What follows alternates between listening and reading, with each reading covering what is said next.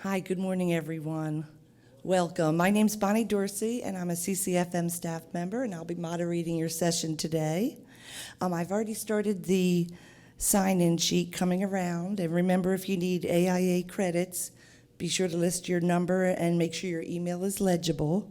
If you don't need the credits, please still sign in, and you can check off if you want a certificate of attendance. If we can try to hold any questions till the very end, because we have to keep to our time schedule. And a reminder that I'll be bringing an evaluation form around to you, and I'll collect them at the end. All right. Welcome to session COV2507, a holistic approach to security.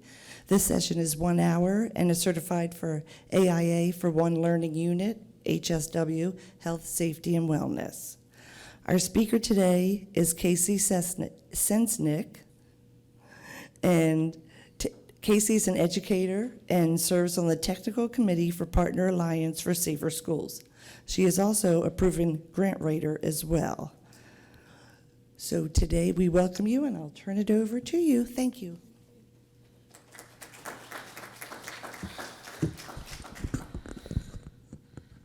My maiden name was Lambert, so much easier. So my name is Casey Sensnick. I am a retired educator. I worked in North Carolina. The last 10 years, I was the CTO for our school district. And when I came on board, technology and security pretty much were analog cameras at the bathrooms to catch the kids smoking. So when somebody come by, you could go look. So we really didn't have a whole lot. And as the years went on and technology continued to evolve, the last about 4.5 years I was in the district, I did about $5.5 million in grants for our district. And now that I've retired, I've joined a company, which is irrelevant because that's not what this is about, but I also help our customers write grants for free. So if you guys need help with grants, I'm here for you for that. No charge, it's just what I do. But today, my session is focused on how every second counts when we're thinking about security. And we're going to be looking at a holistic approach to security. So as it was mentioned, I'm part of what is called PASS K-12, which is the Partner Alliance for Safer Schools. But you could take out the word schools and you could put safer churches. You could put safer businesses. It's the same model and principle. And I've been on their technical committee for 2 years. This organization, what makes them so awesome is nobody's paid. We are all 100% volunteer. We give 1 hour every Thursday to the group and work on these documents. Revision 7 is about to come out. Super excited about it because having been a CTO this year, we've added a cybersecurity section. So within that section is tools that will help you protect your network, because if your security is on your network and your network goes down, that kind of defeats your security purposes. So PASS K-12 is free. So all you go and you log into the website, and I'll tell you about that a little later, and you get their materials. So nothing I'm going to share with you today do you have to pay for. And one last thing before I get going, this slide production at the end will have a QR link. Bit.ly link is actually what I use this time, and you can get the whole presentation in PDF. So you don't have to sit here and you can take pictures if you want to. I'll turn the right way. And then you can have it, but you get the whole PDF at the end, so you can go ahead and not have to worry about that. So getting started here. So I wanted to start with 15 seconds. Because the presentation is every second counts. So I have my phone up here, and we're just going to do this little silence and see how long 15 seconds is. All right, so we'll start now.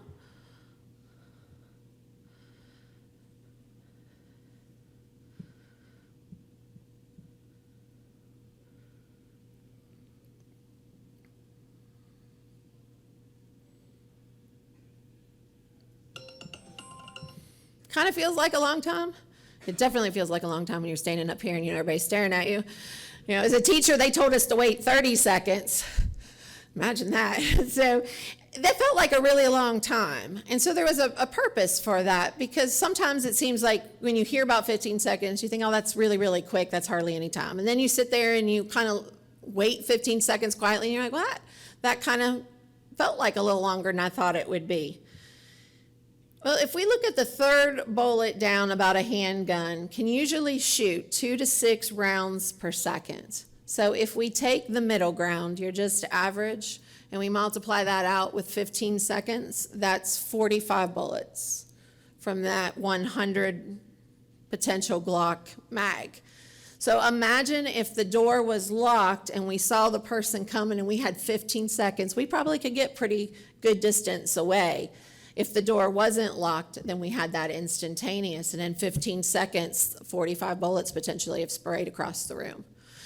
6 is like the world's record, so that's not really realistic, but it is a 2 to 6, so I went with that 4 middle grounds. So just thinking about what some of the weapons that the kids have access to and what they contain. So you have your AR-15, and let me just say, I'm not here as a political. I'm not going to tell you if I'm for or against gun control, because that's irrelevant. This is just an educational, just kind of thinking about the types of things that can be brought into our facilities. AR-15 can do 60 rounds a minute. So from the last 4 decades, this was put together in 2023, don't have the latest, but there were 658 mass shootings. So that includes not only schools, but churches, nightclubs, all the different things that you hear about up to 2023. And when you look at what types of weapons are used, they're predominantly the handgun is the most popular amongst the population, and that's from 82 in December 2023 was the time frame that this was put together. So 78% of your mass shootings are handguns. I think that's important because when we're thinking about kids in schools or people coming into our facilities, that's a very easy one to hide. Right, you don't have a visible as opposed to a long gun where you could see it sticking out of a backpack. So, it's a little bit more challenging to figure out who has them. So I don't read all my slides. That's why I give you a link at the end so you can go back and grab data. So I don't want you to think, oh my gosh, what have I gotten into? She's going to read to me all day. So as I skim over some of these, just know that you have the full details if you want to go back. The 65 mass shootings that involve rifles and semi-automatics, these, if you notice, they excluded fully automatic. So they were just looking at what was most common in that statistics, with wounding of 546 folks. I was reading an article before I came here this last week, and it said that how many people that were actually affected by gun violence is over 550,000 people. Because if you think about it, if you were in a school, every child in that school was affected. Every parent of a child in that school is affected because you have to decide if you want to send your child back. Now maybe the grandparents are. I mean, my mother-in-law worries if my kids go swimming. I can only imagine what she would be like if, I was sending them back to a school where there was some sort of an incident. So when you start broadening out that spectrum, it shows that there's a lot of people that are affected besides just the community right there at the facility itself. And semi-automatic rifles were used in 4 of the 5 deadliest shootings. And I'm sure you guys probably remember the Orlando nightclub, of course, Sandy Hook, and Texas First Baptist Church. So I wanted to show you a piece of real data that relates to what I did. So in North Carolina, we release on the website for the Department of Public Instruction the statistics from the discipline report across the state. And so this is the state averages. But if you wanted to move to North Carolina and you wanted to decide if Maple Avenue School is the place you wanted to go, you can go into the discipline report and go to that school and see what their discipline's been like, what kind of things have happened there. What I think is interesting is there hasn't been an active shooting situation in North Carolina during the time of this report, but you'll notice that there were reports of 199 students with firearms. That meant they walked into the building and somebody found out in some form or fashion, and there was some sort of an intent there. If you go down below that and you go to possession of a weapon, that's over 3,000. So 3,200 weapons in 1 year entered school campuses in one form or another. And I have talked at SRO presentations a lot, and they've told me, especially my North Carolina SROs, that they don't buy this. They think that number is way too low. because these are the only ones you catch, not the ones you didn't know about. There's some fantastic documentaries out there, and I was watching one on Netflix about a young man in the city, and he was talking about how he carried a gun to school every single day, and his mom never knew from the time he was in middle school till he graduated, because he feared for his life walking on the streets. So every single day of 6 of his years in school, he had a gun in his backpack that not only did his mom not know, but the school didn't know, that he felt like he needed to carry for protection. And so I think, when you start taking a step back, you wonder, how many of these things pass by? How many, in North Carolina, we're an open carry state, so you don't have to have like a concealed carry permit to carry a gun. It's kind of like the Wild West. You can just strap it on as long as somebody can see it. You're good to go. I was at a sheet station the other day, and I had to look twice because the gentleman had one on each hip and one in his back, and I thought, what war are you going to? And those are the kind of things, that your kids see, and then they're emulating, and so, it makes some challenges. So I wanted to get some specific church statistics. So this was done by the Family Research Council, and this is acts of violence against churches, but this includes vandalism, it includes arson, gun-related incidents, bomb threats, and other pieces. But you can just see from, just in the last 3 or 4 years, the rise. And I know I'm not telling you anything you don't know, because for the first time, I think, in a long time, what we used to see on TV as, religious rioting and targeting has come to the U.S., where we have to start thinking about those types of things in a totally different way. So one of the ways you can figure out, how do I protect us? What do we do? Where do we start? I mean, it's massive. There's so many things. There's the crime prevention through environmental design. This document is 68 pages, and we could probably spend 4 hours going through all of the different features it offers. The link that I have for you at the end, where you will get the PDF, I've went ahead and downloaded this for you. So it's in there as well, just in case you want to grab that PDF. I put it in that folder, so you'll have access to that. Some of the things that it talks about and it shows images are, so like in the first left, we've placed our camera in an angle where the sidewalk is approaching. So that's the natural flow of traffic. So that's where you want the camera to be. You want to see the flow of traffic. You don't want to see the side flow, right? You can look at the one underneath where they talk about how do you contain where traffic goes. Now, obviously, none of us, not even in a school, are going to build like reminds me of Myrtle Beach Aquarium when you walk through the shark tube. But that idea of putting people in a certain lane. If you've been to Orlando and you go to Universal Studios, all that traffic is funneled down that single place, that one point where you don't have all these different openings. And it's important that we're welcoming and we want people to come in, but we start looking at how do we bring people to a certain location instead of every single door all over our campuses being open. Let's direct traffic this way. Lighting for me is an unusual one. So lighting on the outside is great, but what you have to figure out is the type of camera that you put outside. So we used an infrared camera in our maintenance department, and it worked great in the shadow. You could see, but there was a light from a dusk to dawn light that came part way up. Well, when the guy that came to steal the carburetors, whatever it was, they were stealing off cars. When he came across from the light to the shadow, we couldn't see him because the camera couldn't make the adjustment. It didn't understand what it was doing. So we had the shadow, and we knew where he came from, and we knew it was a male, and that was all we knew.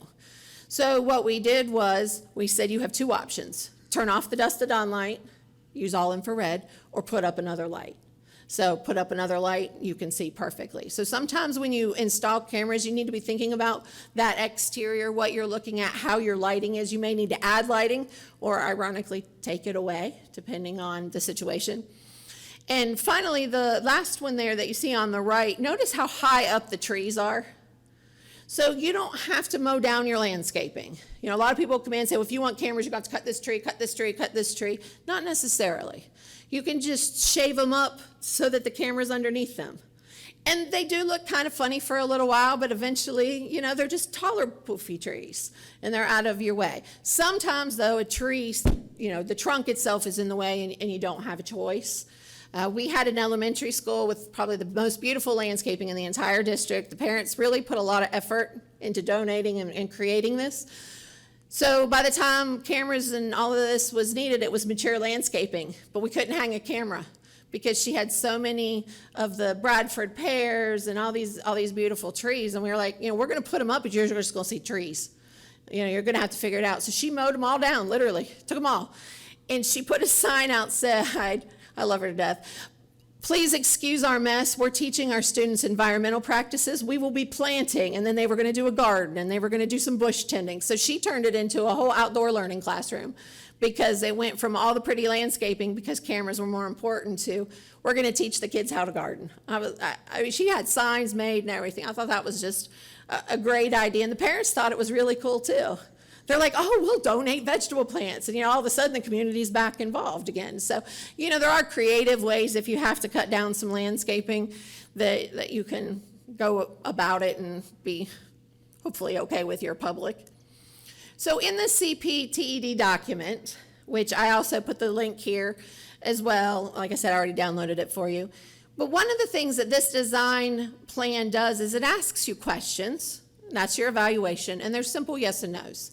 So, for example, we'll look at the second one down. Does design allow clear sight lines and visibility at those areas where they're desired? Okay, so check no. Then what?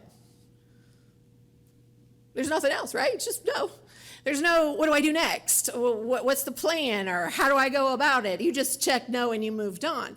So when you're doing this document, when you answer that you don't have what you want, you need to have a plan. That needs to be what you like highlight and say, okay, this is one I need to come back to because we have some work to do here.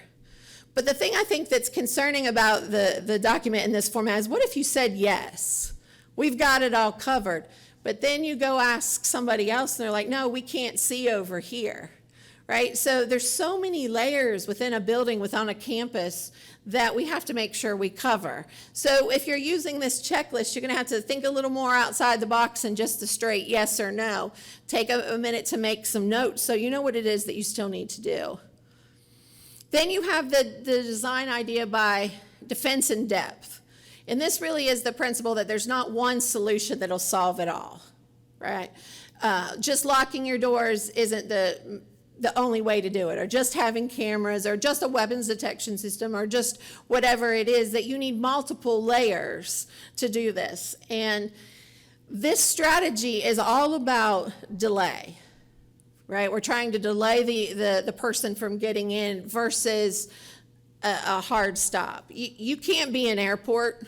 Schools can't do that. We can't have the kids take off their shoes and walk through these metal detectors and take out their keys. And, you know, so they've built weapons detection systems that allow you to go through when they're looking specifically for the weapons, not if they have a vape in their pocket or their belt goes off, to help with that. But that's only one technique.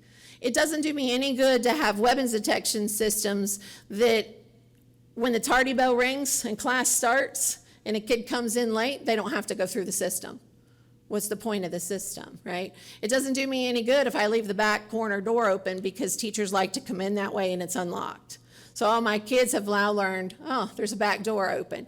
So you have to make sure that it makes sense. And one of the things that salespeople, and I don't want to be one of them, I was business development, but now I'm helping out, is you don't want them to tell you what you need.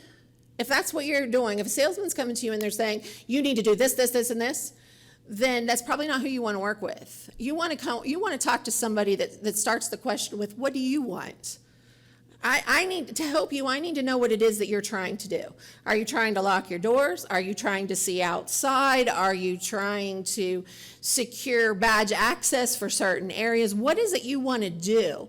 And then we can talk about options for what fills that need. You don't want to always pick, just because it's the latest and greatest doesn't mean it works. And we all know this from computers. How many of you do an update on your phone the day it's released? Yeah, hardly, you know, if it automatically does it. or on your computer, you're like, maybe I'll wait a day or two because they usually have a bunch of crashes and then I'll update. You know, you kind of want to see something in production.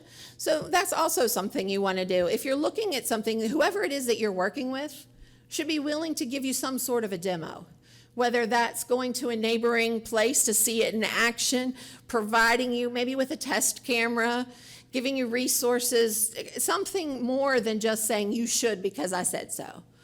To me, that's not a salesperson. And when I worked in the school, the person that I worked with, ironically from the company that I'm at now, did not do that. Because I am the techie nerd that wanted weapons detection on the cameras the day I heard about it. I called him, I want this. I wrote him a check right the next day. And I was like, this is going to be fantastic. We'll see if they have a gun in the parking lot. We got to do this. Got to do it. Got to do it. And he told me no. I was like, well, you don't get to tell me no. I'm the customer and I want to buy it. And he's like, no, I'm not going to sell it to you, and here's why. Who's going to watch it? Who sits in front of a computer and says, oh, look, a gun was just detected? And I was like, nobody. And he goes, so how are you going to know it's happening? And I'm like, we're not. He's like, exactly. You don't have an operations center. This does not make sense for you. I'm not selling it to you. And he was 100% right. And now years of evolution have come along where you don't have to have someone sitting. It'll text your phone instantly when it sees it, right? But that's the kind of person you want in your corner. Someone who's going to be honest with you and not about what they get in the end, but what they're doing to help you. So it's a big task. So how we break it into small pieces. So this is where PASS can come along and help you. I did not download this for you, although I could have. PASS is a volunteer organization. I think I said that. Nobody's paid. We do it on our own. But when you download the document, it keeps a log of how many downloads, and whoever the mystery benefactor is, and of course there's a donate site, I guess people donate to, but that helps us show statistically to the person behind the curtain, who none of us know who that is, only the guy that's at the very top of PASS has that relationship. And so that's why I don't download, because I want the record. You will not get spammed, you won't get emails, you'll get nothing. The only way you get an email from PASS is if you check the box that says you would like to subscribe to the newsletters and the blogs and those types of things. Otherwise, you download this guide for free. So basically what PASS does is we have taken the two guides I spoke about, the 68-pager and the depth of defense, and we've put that into a manageable document that asks you more than just yes or no. So we balanced it with 4 tiers, and only thing I'm sharing with you today is tier 1. So tier 1 is that basic, where you want to start. A lot of it doesn't cost money. There are a few things. When you move up through and into tier 4, then you're sort of like at that top of the line in defense, and that's a process. Nobody comes in and says, let's go be tier 4, unless you have a whole bunch of money. You work through this process. This document right here is fantastic for you guys that write grants. We use it when we help our customers write grants, because most of security grants that you're going to see are going to ask you, what have you done for a site evaluation? And you can say, we use the PASS K-12 to help us determine what our site is, or a combination of them. I'm not going to explain what all the different tiers are. They're there for you to reference, but this is how the guide would look. And so basically, you would be looking at, and this is just at the district-wide, so we're starting on the outside and we're coming in. And there are certain things that when you put a check in tier 1, you're done, right? It's basic. If you have that, you have it. You don't have to go forward. But there are other things, as you can see as you go down, that wouldn't happen till tier 4. Now, could you do a tier 4 before you do a tier 1? You could, but it might not make sense. It might be like buying weapons detection without locking your doors.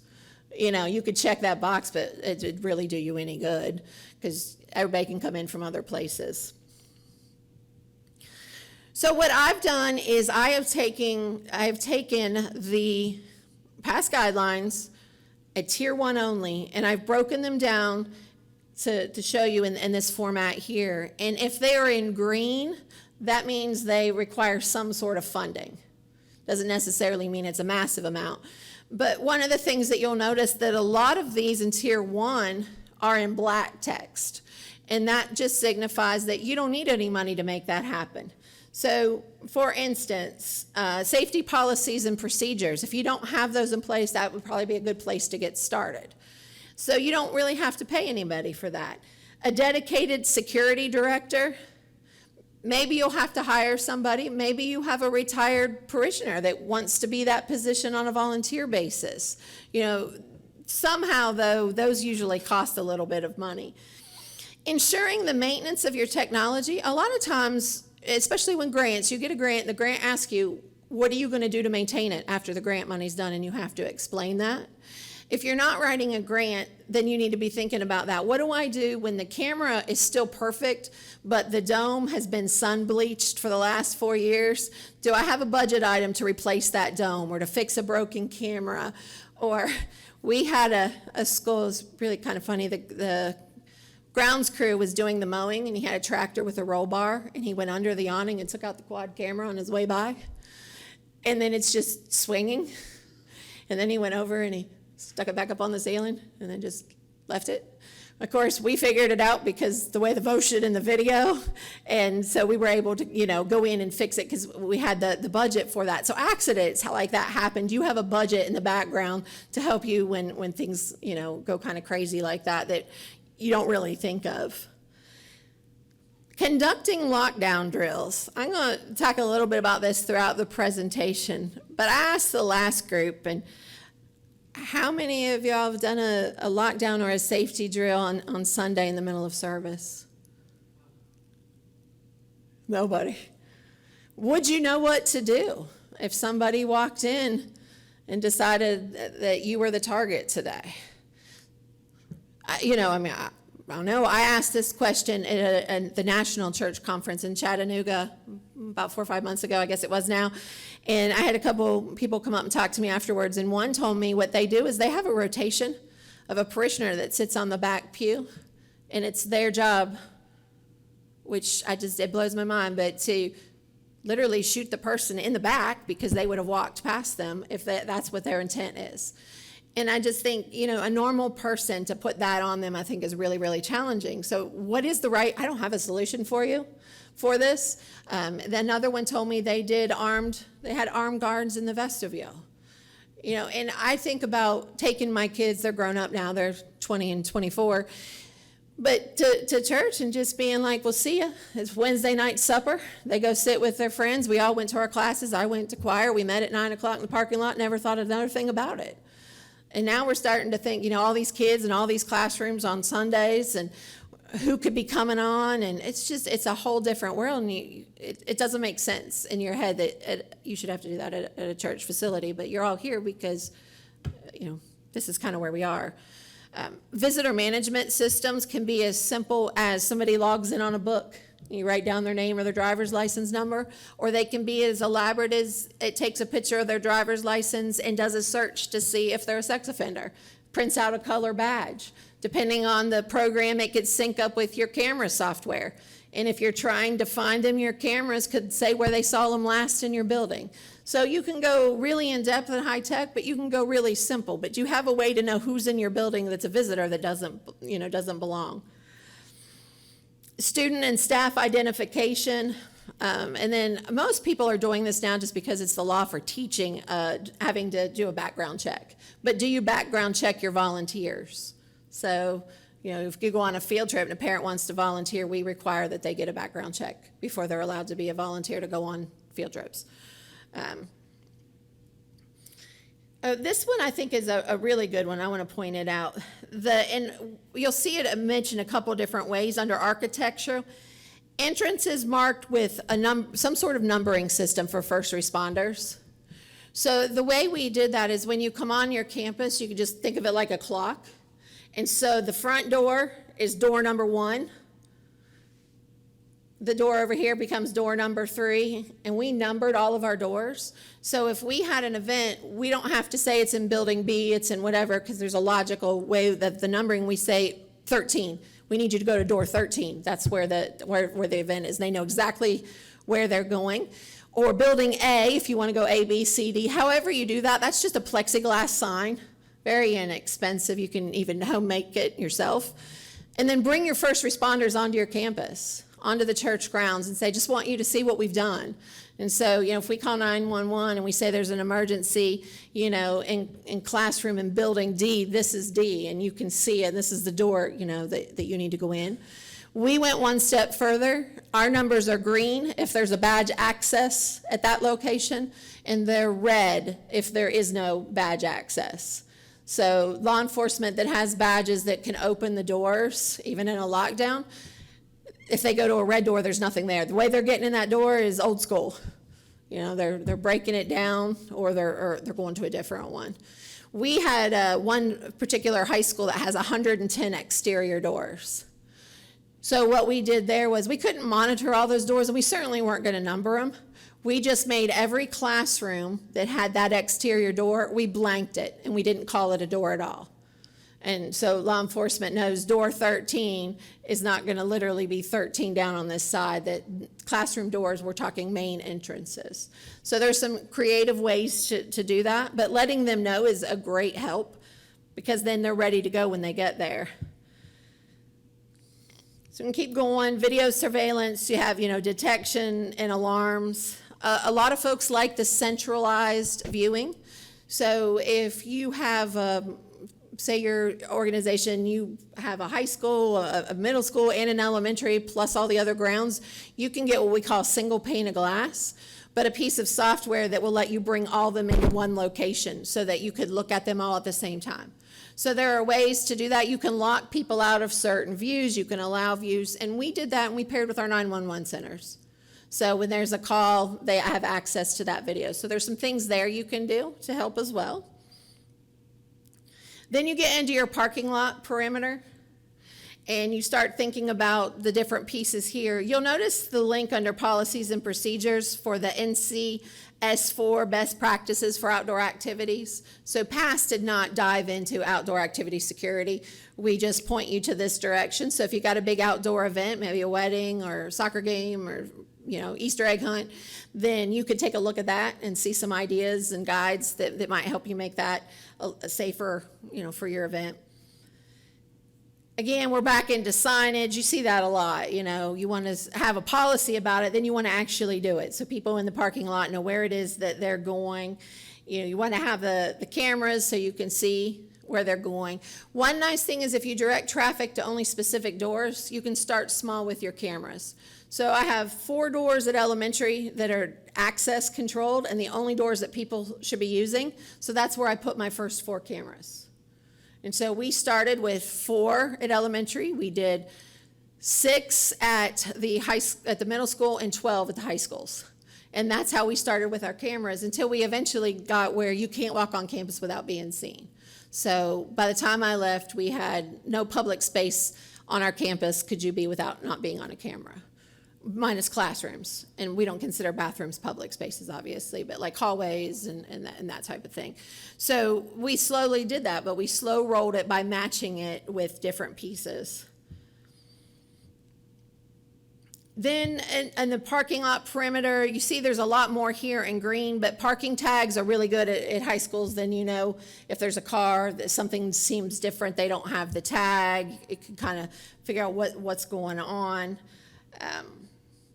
Then we get into additional policies, procedures. We're going to go over that, where those are things you can look at. But training of staff is one of the things that I think we forget about sometimes, is we just assume people know what they're supposed to do, and if you don't practice it, that doesn't work terribly great.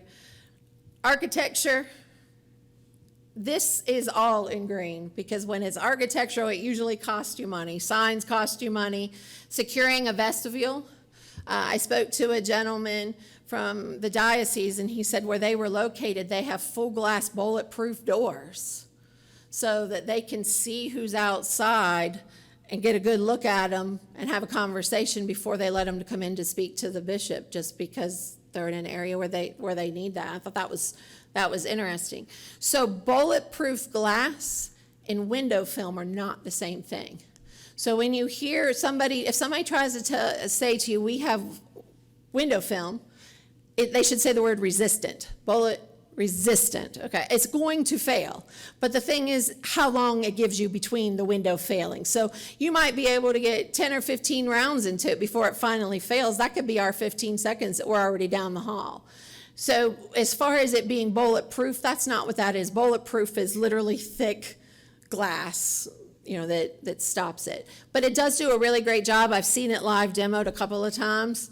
It's really unique. It is slightly expensive. Some of the things that our schools have done to save money is if I'm standing in a classroom and I have classroom windows, my bulletproof film only needs to be taller than my head, right?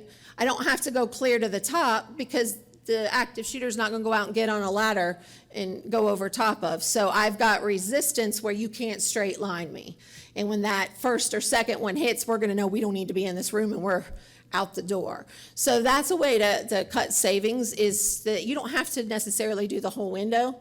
And depending on who the installer is, they'll have different techniques for how you can do that. But just thinking about some creative ideas. Let me go into the classroom, the interior layer. This is kind of the same thing with your classrooms as well as in the sanctuary, in the small chapel, wherever it is that you hold gatherings of people. Is do you have the ability to close a door and keep it locked?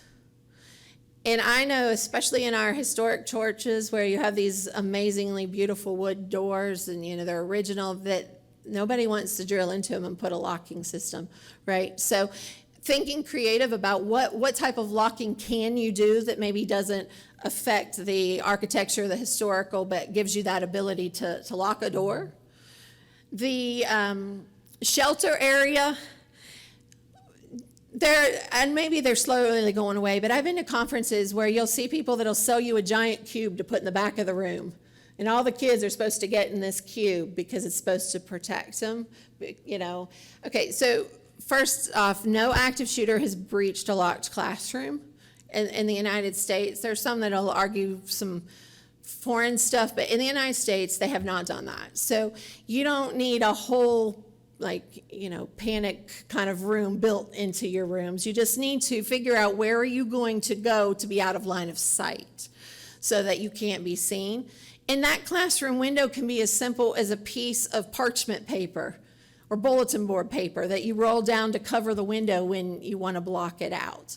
So there's lots of fancy stuff on the market, but notice PASS isn't telling you which one to buy. They're telling you you should do something like this, but what works best for you? And I read substitutes.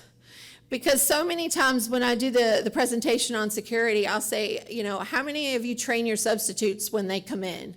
They know what your procedures are. So think about a school. Do they know what to do in a lockdown? Do they know where to go in a tornado? Do they know any of that? Or are you still a school that walks the substitute to the classroom, unlocks the door for them, tells them how appreciative you are, thanks them for being here, and walks away with the key? And then you get in a lockdown and the substitute can't even lock the door because you didn't trust them enough to give them a key. So now they've got an unlocked door. So I'll watch people and I'll see faces like, trying not to signify, oh my gosh, we do that. We hold that key and we don't give it to them. So thinking about those types of things is important. Obviously, the best door handle you can use, we always call them like storage closet doors. They're the ones that if you're stuck in the storage closet, you can open the door and get out. But from the outside, the only way in is a key, but they're always locked. So there is no way to force the door handle into an unlocked. And you do that in schools because of chemicals. And you don't want the custodian to accidentally leave it unlocked and then kids get into some chemicals. So that's the type of door locks that are being talked about more and more in classrooms, or doors from the inside that you just press a button and it automatically locks it, but you can take your key and still get in if you need to. But having some form or fashion to the way that you would lock those doors. How you talk to people, public address systems, you can do that through phones if you didn't know that. If you have voice over IP phones in your classrooms, a lot of them have speakers that you could use as an alerting system. You could put up a few speakers around the building, dial right into it from your network connected phone and do your announcements and not have to do that full-blown paging system to get those information pieces out. So obviously you want to figure out in the classroom the access control. How are you controlling that when they get in? The functional locks, that piece of it like I mentioned. And then camera coverage. There's been a big discussion, and we did release it in version 7 of whether cameras should be in classrooms or not. And when we first talked about it, I was no, because I was a classroom teacher. That's just what I need, is the principal sitting in her office staring at me while I'm teaching, and you got this whole thing. And I started thinking about it, and when we got back on, we did the discussion. I was like, okay, I changed my mind. And they're like, well, what made you change your mind? Well, 2020, every teacher was on a camera. So this is no different than what it was before. And I started thinking, okay, as CTO, how many times did I tell schools, yes, I have access to your cameras. I have better things to do than watch you do bus lineups. The cameras are there for when they're needed. I'm not going to stalk you. That's not going to happen in the schools either. And there's some really unique features now where the cameras only turn on and record when an event is in progress. So when you press that panic button, then that's when the camera comes on and it's got its recording. So it doesn't even have to be running the entire time. And so there's some really unique things coming out for simple designs for law enforcement, really to understand what's going on in a space and how that space looks. And that could be used anywhere. So if you're from Florida, you obviously know about this. If not, I'm assuming you all saw the news about the shooting at Fayetteville State. This is what some kids in a classroom did because their classroom doors did not have locks. And if I'm not mistaken, the law in Florida says that all classroom doors will have locks and be locked during instruction. And so this is in violation of both of those. But this is what they did to keep, the intruder out. So I was thinking about this when I was touching up my presentation. I thought, I wonder how common that is. Because this is really the first time I've seen a picture and a student actually discussing it. So I Googled it under images. And I just said, classroom barricades, active shooter. Every single one that's highlighted in yellow is from a real event where they barricaded doors, and not the same event. The ones that aren't in yellow, ironically, are the trainings you can go to where they teach you how to barricade doors with your classroom furniture. I didn't even know that existed, that you could take a class on how to use classroom furniture to barricade a door. I mean, we shouldn't be in that point. We shouldn't have to have a class on that. We should just have a door that locks. But yeah, I was just totally blown away by the whole thing. I can't imagine what kids, especially younger elementary kids, feel like when all their furniture is being piled in front of a door. It just, yeah. Yeah, if you got an outside swinging door, you can't barricade that way. I guess what you'd be doing is trying to prevent them from, it'd be more trouble than it's worth to get in, I guess. Yeah, but you're right, outside swinging doors do not lock like that. So what the next step would be is, how do you get all of this going? You've got this document, you've got all these pieces. So you put together a plan on how you want to respond to emergencies. And what I've done is just given you some basic steps. So the first part of your plan, the first section is on prevention. And in my opinion, if you show that you're working towards prevention, then you're doing a good thing. Nobody has the money to lock it down. I mean, they get shivs in jails all the time. We know that there's no perfect system, but you can show that you're making steps towards trying to protect our kids. So listing what those preventative measures are, thinking about, the maintenance and how you're working with people, and especially, students that maybe be being bullied in school. Are they changing kind of the way they're acting when they're around you? Is something more going on? Noticing those types of signs. And then step 2, we get into the protection part of our plan. And that's basically, how are we going to, work against acts of violence? And not only man-made, but think about natural disasters. I would have never said rural mountainous North Carolina was a hurricane risk. But, what do we do in massive flooding? What do you do with tornadoes? What do you do with, all these other types of disasters? It doesn't all have to be about an active shooter in your disaster response plans. Lots of things can happen to you. So we had a kitchen with a fire. They evacuated, took all the kids to the relocation, and it was just something that had burned. But because it set off all the whole smoke alarms, the whole plan went into action. So it was a good test run to see. But, do you have those kind of things in place that sometimes are crazy that happen? Training is the most important thing here.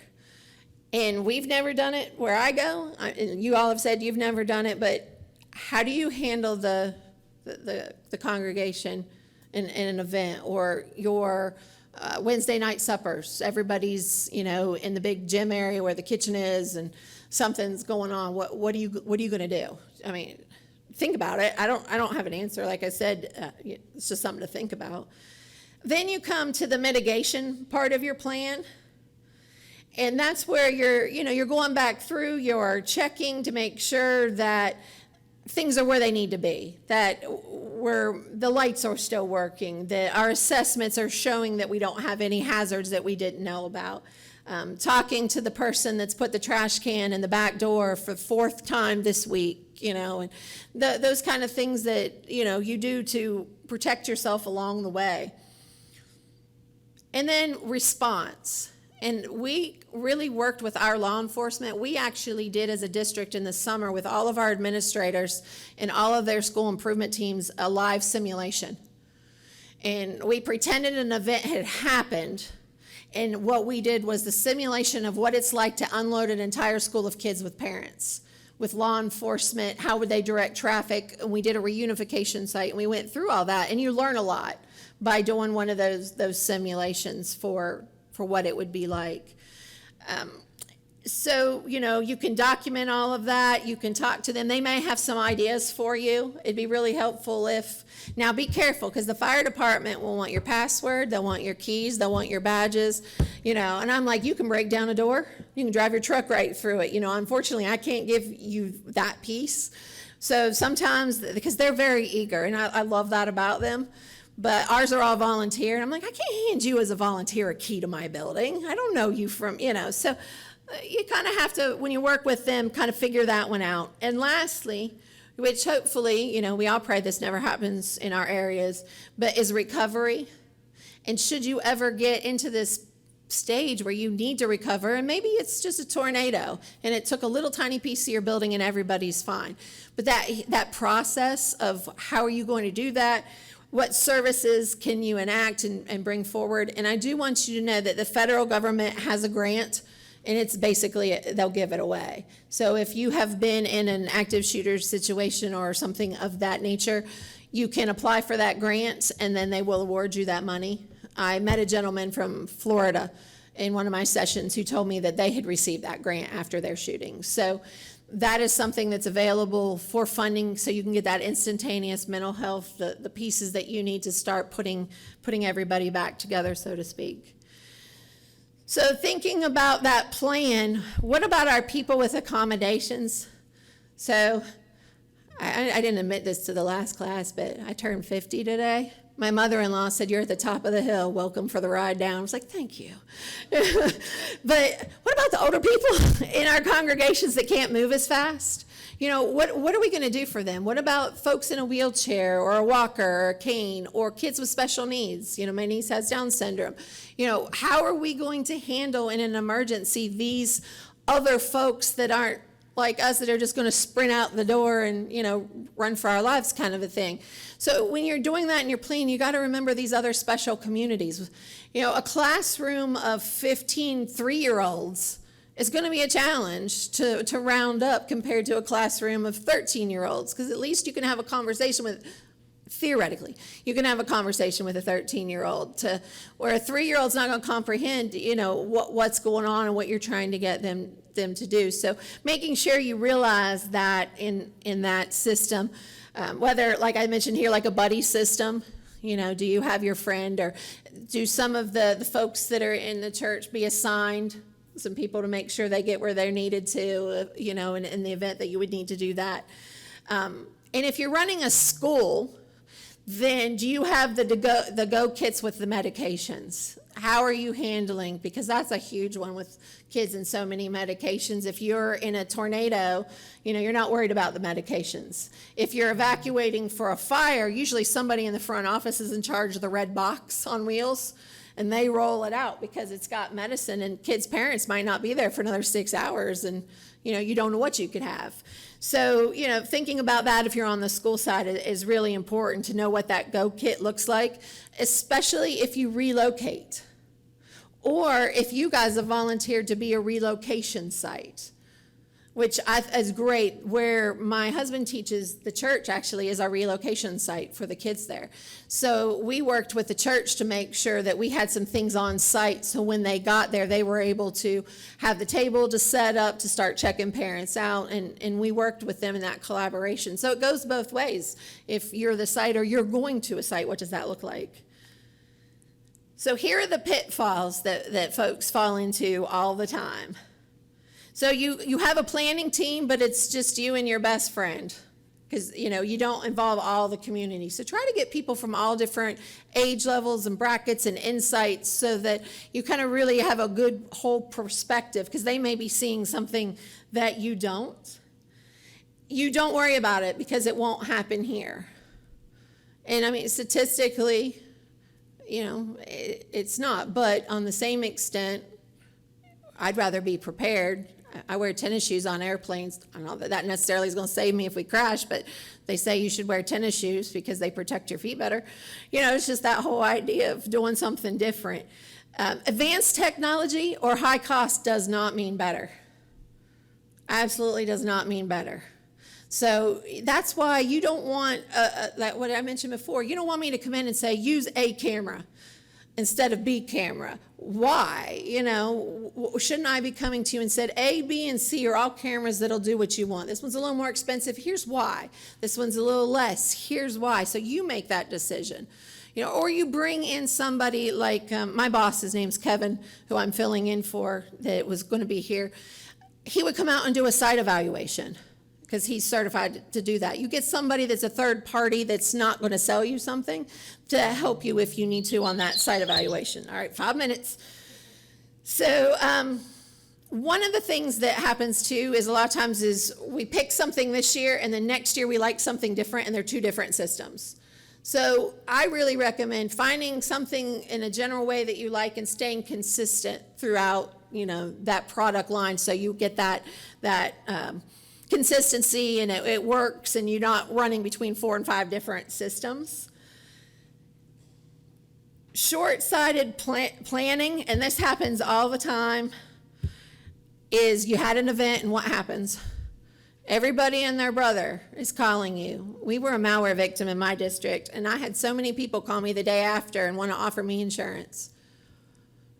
It's done, it's over. I don't, so that's the same thing. You don't buy as an ambulance chaser. If something happens, take time to understand what happened, what went wrong, and then look for what it is that you want, as opposed to buying from the person who calls you to tell you, hey, I just saw this happen, you should buy from us. So lowest cost solutions doesn't mean they're better either. I highly recommend never buying from Amazon for your professionals. Like at home, that's different. I have Ring cameras all over the place. Wonderful. A Ring camera is not a good choice for the church or for the school. You want to buy a camera that has a warranty, that has support, that has a manufacturer that'll help you, that offers training, that has all those wonderful pieces. You don't get that on Amazon. You just get a box in the mail. And if you Google, sometimes you can find the phone number to call them directly and then get a live person to help you. So don't go that route when it comes to security. A lot of people rely on a single form of communication. So my suggestion here, or my example, is cell phones. There is a lot of security technology available right now that cell phones can work with, and it's fantastic if you can get a signal. So I have places in my district, I can stand at the front door with 5G, and I can step inside the foyer, and I now have a signal the rest of the time I'm in that building. So you need to make sure whatever technology that you're looking at, you test. Does it really work in my environment? Because it doesn't matter how good it is if when you get it installed, it doesn't do what it's supposed to do. So definitely on the testing.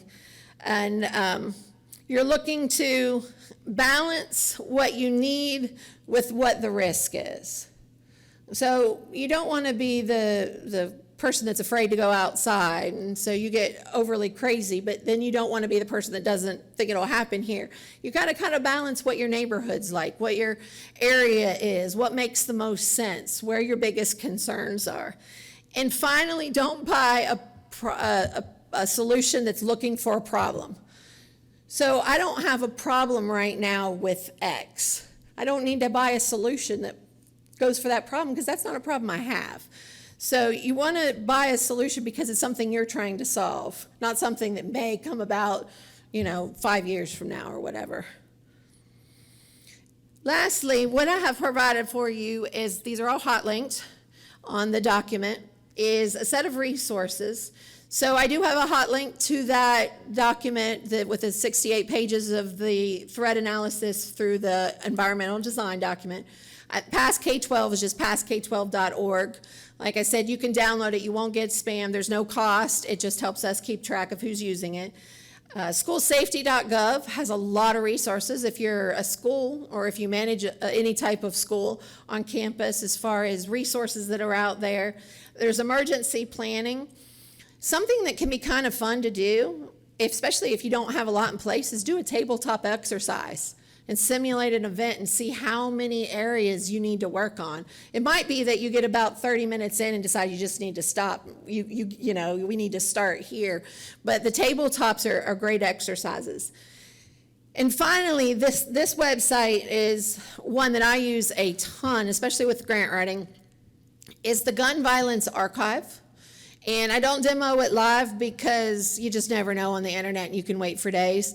But basically, when you go onto its screen, you can put in the address. So I can put the address to my church, and it'll zoom in on it, and it'll show dots where any gun violence has occurred.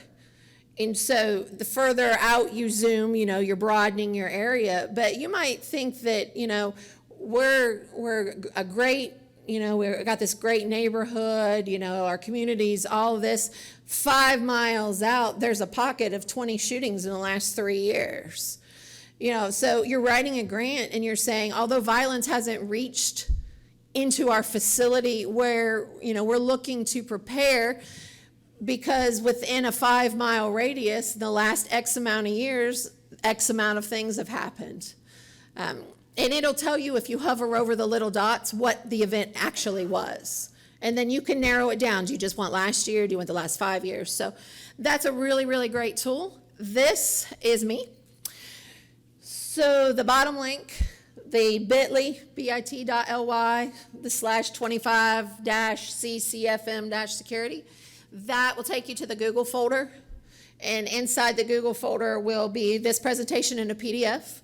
It'll also have that document that I downloaded for you from the environmental design. Of course, that's my email, my phone number. If you scan the QR code, it automatically puts me in your contact list if you want to do that.